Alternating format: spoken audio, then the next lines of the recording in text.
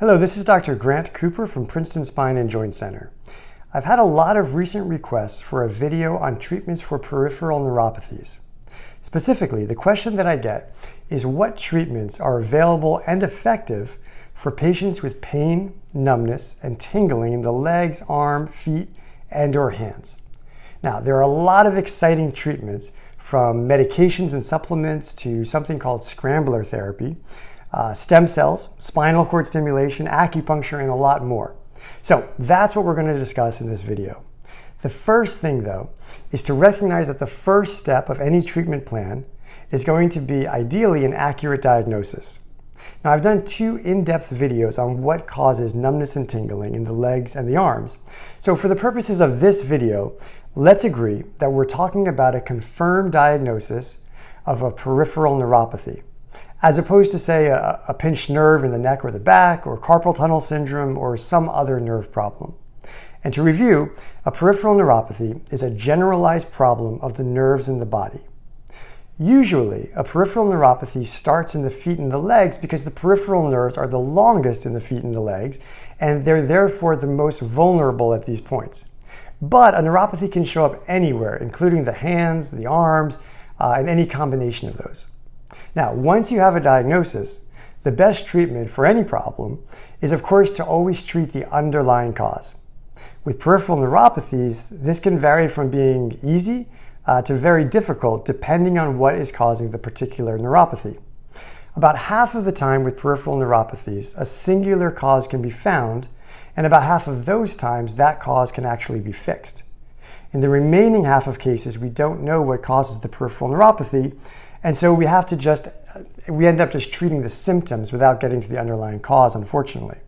Now, we call those cases idiopathic.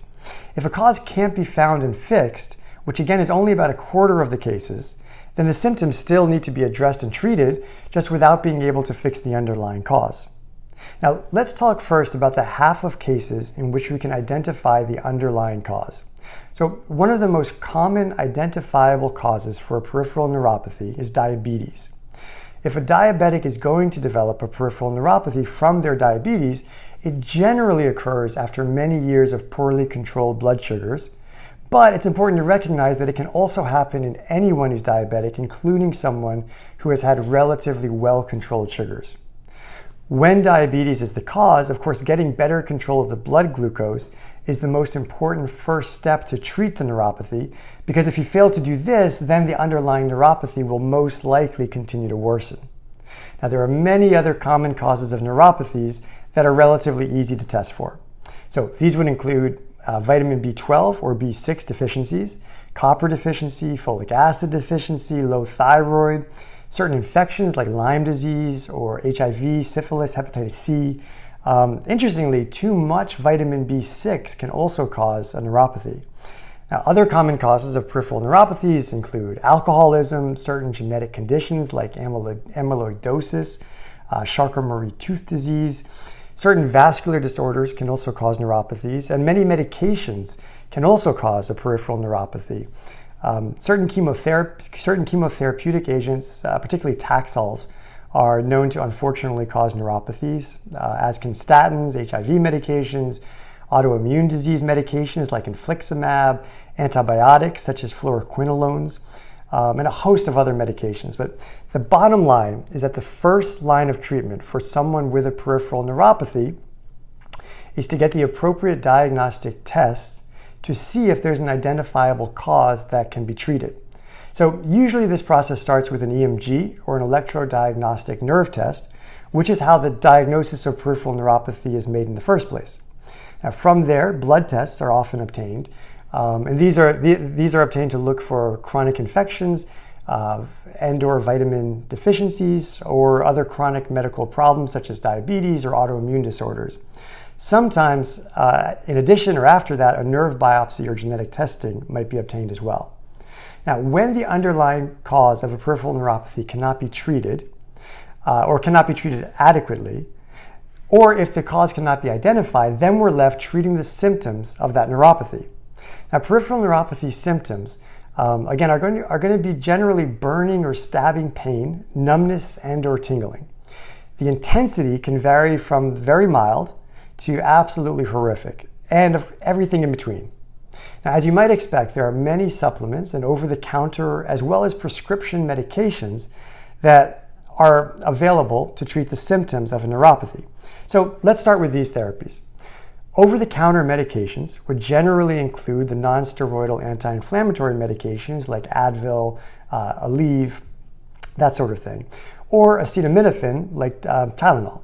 Now, these medications might help a little, and assuming no contraindications to them, they're a reasonable approach to take to see how they work for you.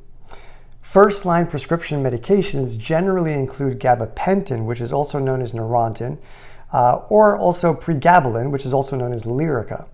Now, these are probably the most common first-line medications for peripheral neuropathies. All medications for neuropathies, prescription or over-the-counter, are generally going to work best on positive symptoms. What do we mean by positive symptoms? Positive symptoms in this context means something like burning, stabbing, pain, or intense tingling. They're additional symptoms. The medications work less well on negative symptoms. Negative symptoms meaning symptoms of absence, so specifically numbness, the absence of feeling, right? And they don't work at all on weakness, the absence of strength. Other medications that are used for neuropathies would be antidepressants, like the tricyclic antidepressants, such as amitriptyline and nortriptyline, and also the newer serotonin and norepinephrine reuptake inhibitor, duloxetine, which is also known as Cymbalta, is often used. A class of medication that I personally, as a physician, particularly like are topical treatments. I like topical treatments because of their relative lack of side effects. Of course, it's also hard to use topical treatments if the symptoms are very diffuse, because by their nature, topicals tend to be localized. But if the symptoms are relatively isolated, or if there's one part of the neuropathy that is particularly painful, then topicals might be very helpful. The most common topical medication used for this is a lidocaine patch or cream. Now, this is basically just a topical anesthetic.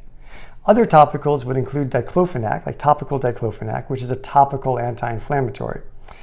These work better for strains, sprains, and bruises, but you can also try them for a neuropathy. And compound pharmacies that make custom creams can make topical gabapentin, and some patients have reported really good results with topical gabapentin and other topicals, but it can be very expensive to produce them in a custom way. There are a lot of supplements that have been used and marketed for neuropathies. One of the most common supplements for peripheral neuropathy that people are suggested to get is a vitamin B supplement. Now, generally, if there's a vitamin B deficiency, then vitamin B replacement is an absolute must. But if for the purposes of this conversation, we're talking about someone who's been ruled out essentially for a vitamin B deficiency, then the utility of a vitamin B supplement to push vitamin B levels to higher than normal levels is generally not going to be very helpful.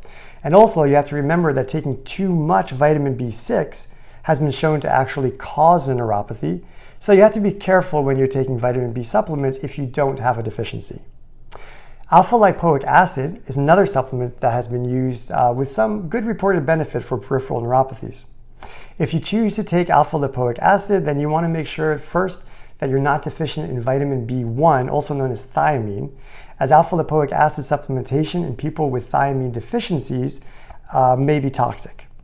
Now, otherwise, though, alpha-lipoic acid is one of the more promising supplements for neuropathies.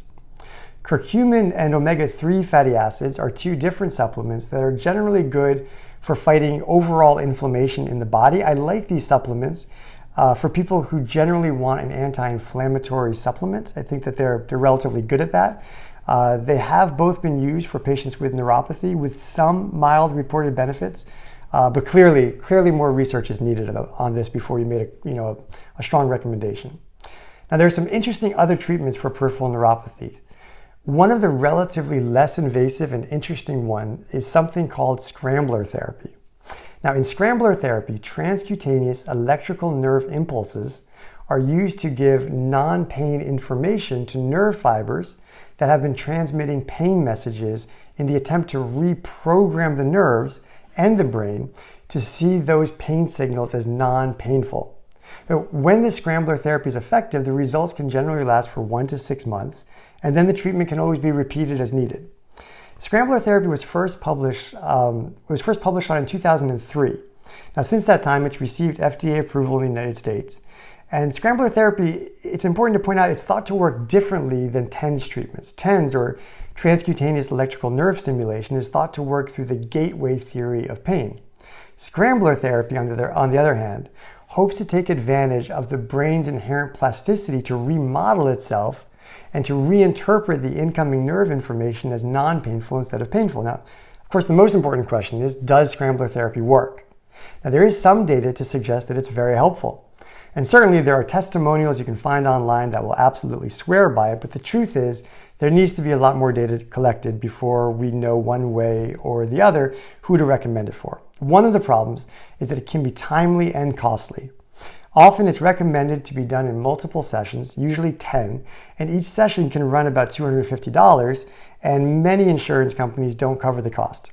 So in summary, Scrambler therapy is a very interesting approach, and one that I hope we will see more research on in the future to help guide our clinical decision making. On the more invasive front, spinal cord stimulation is another treatment approach. Now, in spinal cord stimulation, a doctor inserts a neurostimulator into the body that then sends low-level electrical impulses to block the pain signals from reaching the brain. This is certainly one of the more invasive approaches to treat a peripheral neuropathy, but it can work really well and be life-changing for the right patients when it works. There are many alternative medical therapies as well. Now, these would include things like acupuncture, biofeedback, meditation, warm baths, exercise.